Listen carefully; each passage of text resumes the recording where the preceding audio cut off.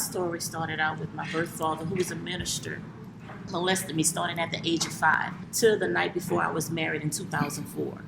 And I pressed charges against him trying to save my birth mother. But due to mental illness, she starved herself to death for 2 months. And so she passed because she couldn't get out of the thoughts out of her head. She said, I just want the thoughts to stop.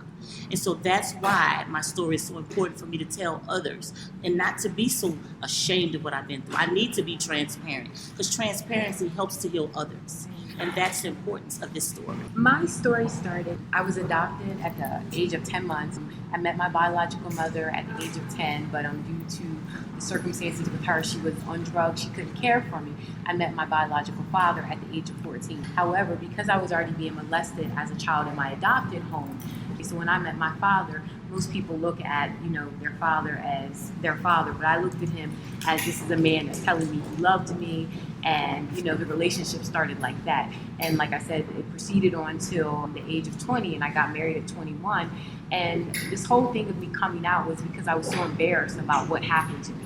And, doing this panel, I'm no longer ashamed of that, it's a healing process for me. It is starting that healing process.